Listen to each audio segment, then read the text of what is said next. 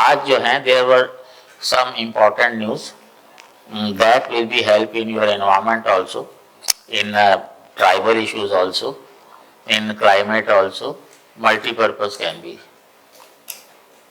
ठीक है, it can be important for social issues also. Issue is serious and I means no words when I say for me development means health, education, employment and environment. This thing, this news that you must have seen when the budget was passed. It was highlighted rather that the government is going to spend 24,000 crore rupees for the PVTGs.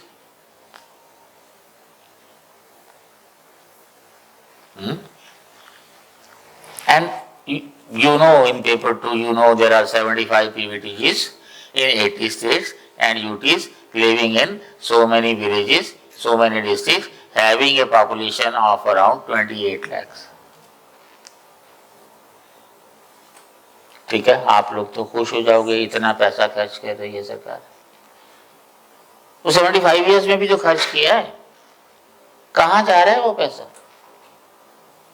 A simple analysis, if you look at the money that is being spent divided by the number of people, that comes out to around 1 lakh rupees for every person.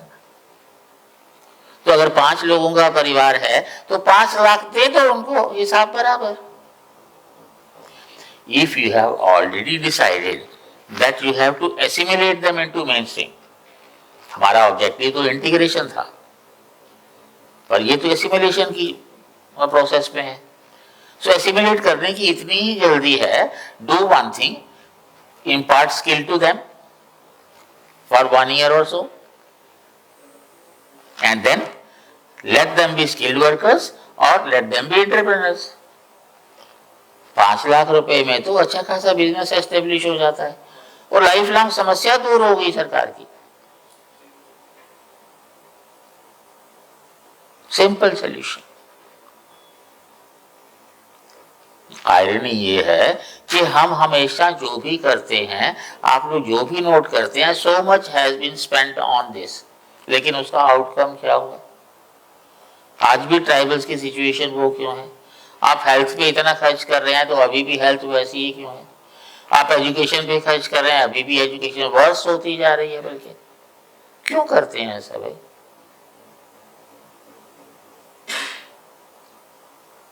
अगर आपको पैसा spend करना नहीं आता तो भाई आप लोगों को कंसल्ट कर लो। सरकार का जो रोल है इंटरनेशनल रिलेशंस में, वो तो काबिले तारीफ है। मैं इस सरकार की इस मामले में तो तारीफ कर सकता हूँ, लेकिन इंटरनल मैटर्स में हेल्थ, एजुकेशन, एम्प्लॉयमेंट, एनवायरमेंट कहाँ है भाई? और ये जो पीवीटीजीज हैं, they are still, many of them are storehouse of knowledge, and once they get assimilated into mainstream, that knowledge is bound to be lost. ना तो ये खुद स्टडी करते हैं, ना ये एंथ्रोपोलॉजिस्ट को कंसल्ट करते हैं, और तो और जो लोकल एनजीओज हैं, even they know better.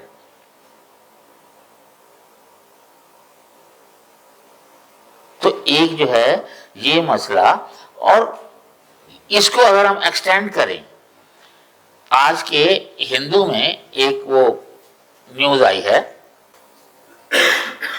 Hindu में ये आज दायरा है, community rights and forest conservation. उधर आप देख रहे हो सरकार इतना पैसा खर्च कर रही है। You know about FRA, forest rights act.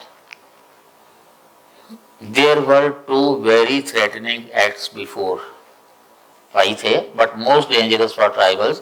एक तो था 1927 फॉरेस्ट एक्ट। इसमें क्या किया गया? All forest wealth was declared public wealth. जंगल में जो भी था सरकार का हो गया। That mean tribal became an encroacher on his own land. और एक 1980 का एक्ट था, फॉरेस्ट कंजर्वेशन एक्ट, और फॉरेस्ट कंजर्वेशन में तो इनहेबिटेंट्स का कोई रोल ही नहीं होता। So to undo that historical wrong, this act was brought in 2006. It was Scheduled Tribes and Other Forest Dwellers Act.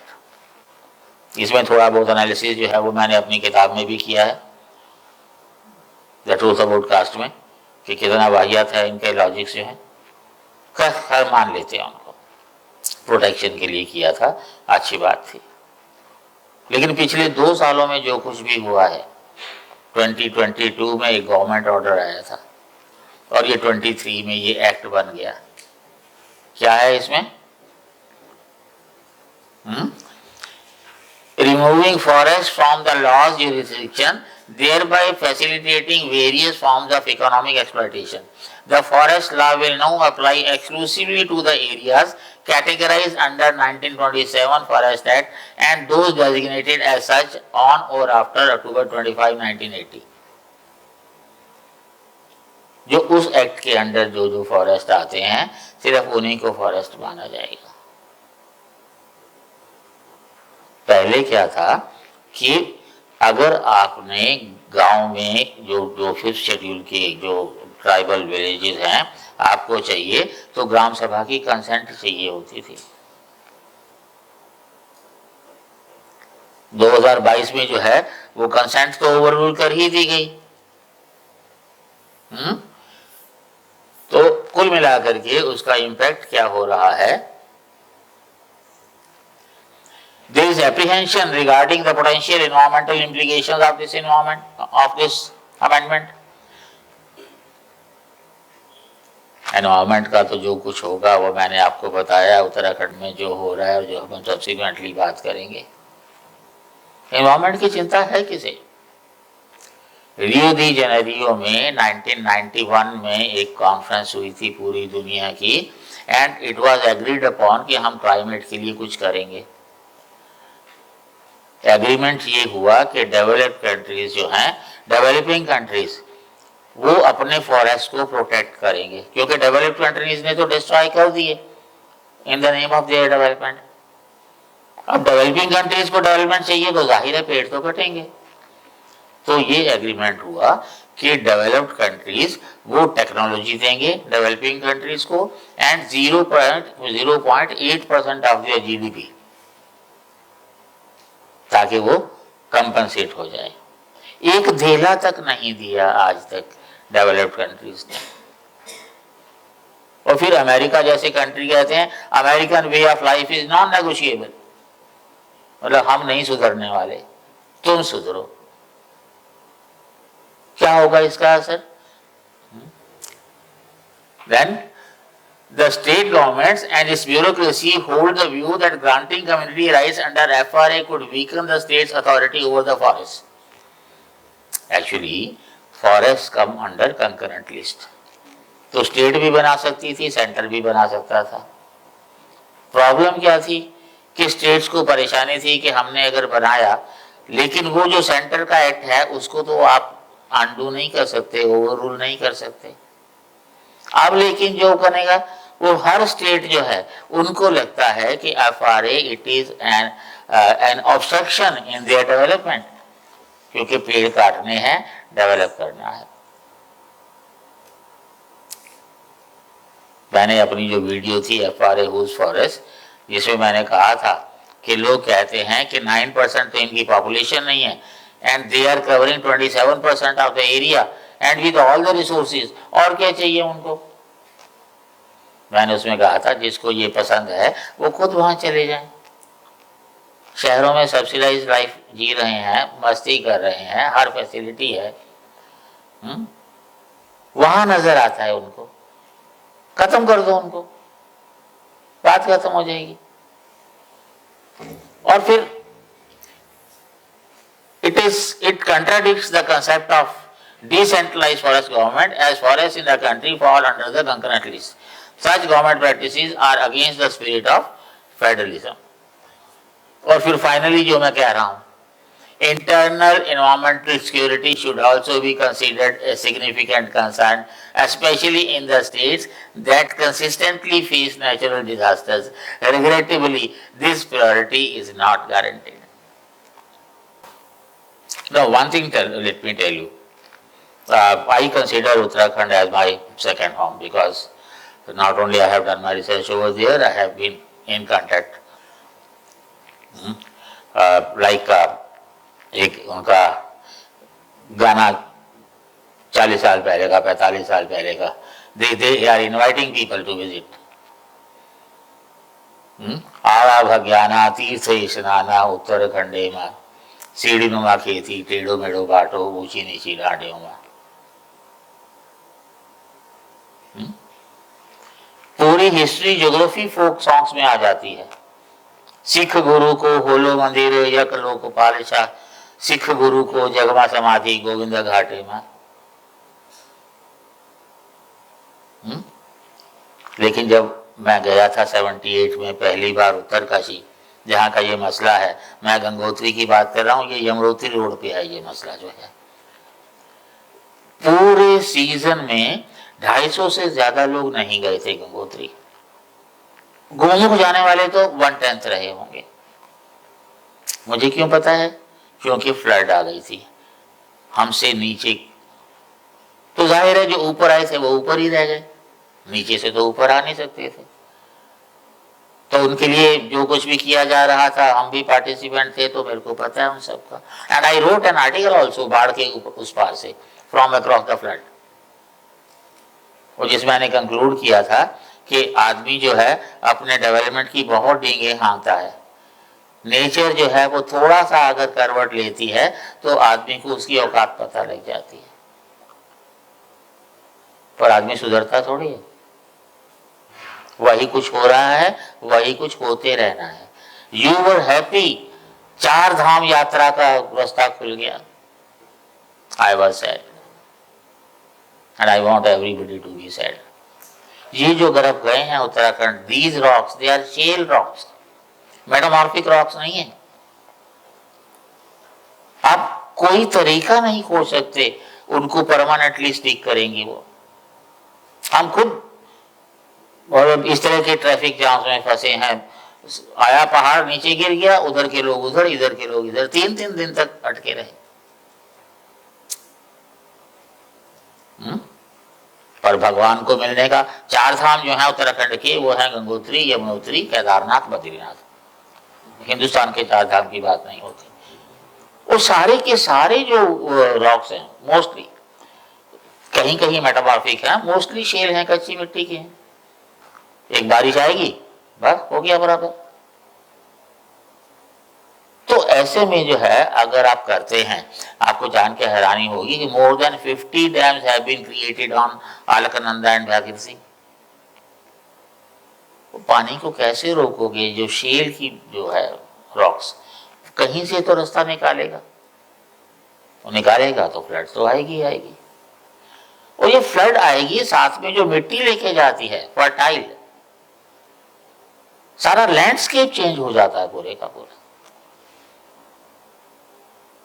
तो ये इधर जो है, ये न्यूज जो है ट्रिब्यून ने अपने लास्ट पेज पे दी. मैं मानता हूं जैसे बिजनेस स्टैंडर्ड है या इकोनॉमिक टाइम्स है, अगर वो न्यूज नहीं देते, क्योंकि वो इस तरह के फील्ड को आमतौर पे इन्वॉल्व नहीं होते, हालांकि ये नेशनल क्या इंटरनेशनल इंपॉर्टेंस की न्यूज है, फिर भी है. ट्रिब्यून मैं मतलब बचपन से पढ़ता आया हूँ, but still I was disappointed when on the last page they gave it. पर तब भी दे कवर्ड समहाउ. ये जो है एजेंसीज की न्यूज है, स्टेट्समैन ने जो है अपनी न्यूज नहीं दी, मतलब इतनी इंपॉर्टेंट नहीं थी. अगेन स्टेट्समैन एक ऐसा न्यूज़पेपर है जो मैं मान के चलता हूँ पिछले 50 ईयर्स में इसने अपनी क्वालिटी नहीं बदली. Only newspaper in the country. हालांकि फ्रंट पेज पे है न्यूज, लेकिन उसको इंपॉर्टेंस नहीं दी इन्होंने. आगे बढ़ते हैं. ये जो मॉर्निंग स्टैंडर्ड है बहुत ज्यादा पॉपुलर न्यूज नहीं है, लेकिन इन्होंने न्यूज दी और विद एक फ्लो चार्ट. एक डेमो देकर के साथ में। एस्टिमेटेड 40 वर्कर ट्रैप, एस्टिमेटेड नहीं है, लोगों ने हिंदुस्तान टाइम्स ने तो पूरा काउंट बता दिया है, आगे चल के बढ़ेंगे। कोलैप्स साइट जो है 105 to 260 मीटर्स, यहाँ पर ये जो है ये गंगोत्री यमुनोत्री रोड है। हाँ, जिस जिस जिस रोड पे आपके खासा जिनको आप स्टडी करते हैं वो उधर रहते हैं वो। नेक्स्ट, ये लोकेशन जो है हालांकि समझ आती है, ये टनल समझ में आती है। Day later rescue workers on edge 40 still trapped in Uttarkashi tunnel. Interesting बात क्या है, आप कैप्शन देखो तो बिल्कुल न्यूट्रल सी लगती है, as if reporters have no concern about. एक चीज रिपोर्ट करनी है तो कर दो रिपोर्ट। हिंदू ने तो कवर ही नहीं किया, जान छूटी। क्योंकि हिंदू के लिए साउथ की न्यूज ज्यादा इंपॉर्टेंट होती है। कृष्णा में हुआ होता तो बहुत बड़ी न्यूज होती, फ्रंट पेज पे होती। खैर, तो जो दो न्यूज़पेपर दिल्ली के सबसे ज्यादा चलते हैं उनकी सर्कुलेशन 9 से 10 लाख है ईच, हिंदू की तो 2 लाख भी नहीं है। तो उससे जो पता लगता है हमें, ये है टाइम्स ऑफ इंडिया, ठीक है। Race on to save 40 trapped in Char Dham tunnel collapse. थोड़ा कंसर्न है, कैप्शन में नजर आता है। इस बहाने बंदा पढ़ेगा कि चार धाम में कैसे आ गया, ये ट्रैपिंग जो है इसकी वजह क्या है। और rescue operation on for 2 days, all safe so far. सबको चिंता सिर्फ इसी बात की है कि टनल है, सीएम ने विजिट किया, ये ज्यादा बड़ा है। Nobody is still concerned about whatever has happened, why it is happening and why it is happening again and again. कोई मतलब नहीं किसी को। ये जो मैं आपको बता रहा था हिंदुस्तान टाइम्स में पूरी एक्सपेंडेड न्यूज है। Rescues inside the collapsed tunnel on the Yamunotri National Highway on Sunday. Frantic operations on to rescue 40 stuck after tunnel collapses. और यही नहीं, उन्होंने पूरा जो है उसका मॉडल भी दिया है और डिटेल्स भी दिए हैं। और ये दूसरी अलग से न्यूज दी है, cave in and the rescue attempt, cave in located and debris cleared, work undone. और कहां से कितने लोग हैं, झारखंड से 15, उत्तर प्रदेश से 8, उड़ीसा से 5, बिहार के 4, वेस्ट बंगाल के 3, उत्तराखंड के 2, असम के 2, हिमाचल का 1। And this is what I call true journalism, क्योंकि वहां से जो जहां के रहने वाले हैं उनसे भी फीडबैक लिया है। दिल्ली में तो आपने एजेंसीज में बैठ करके उसका काट करके लगा दिया। And you can understand why this Hindustan Times is the most popular newspaper of Delhi. Now tunnel roof is being reinforced with the concrete to prevent falling debris. आप रूफ पे कंक्रीट लगा देंगे और वो परमानेंट हो जाएगा। शेल है भाई, पानी जब रास्ता निकालता है। उत्तरकाशी में जब बाढ़ आई थी तो क्या हुआ था, मैं 78 की बात कर रहा हूं, एक जगह से बूंद बूंद बूंद बूंद पानी नीचे उतरता था। बाई चांस व्हाट हैपेंड, वहां एक दिन का फंस गया, पानी रुक गया।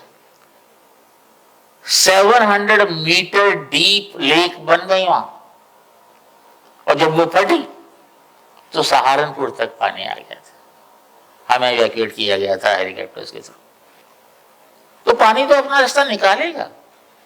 अभी आप जियोलॉजिस्ट को बुला लीजिए, जियोफिजिस्ट को बुला लीजिए, सबको बुला लीजिए, मामला शांत हो जाएगा। Again we will forget about the things, but nature does not forget.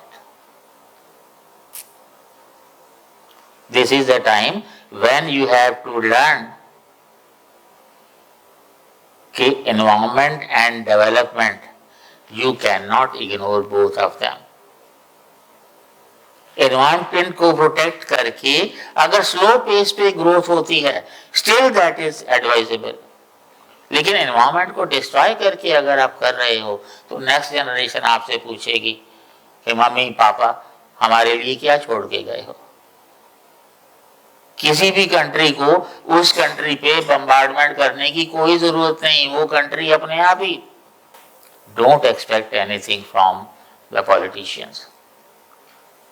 आम आदमी जो है वो नहीं समझता, आप लोग तो समझदार हो। We are destroying our country deliberately.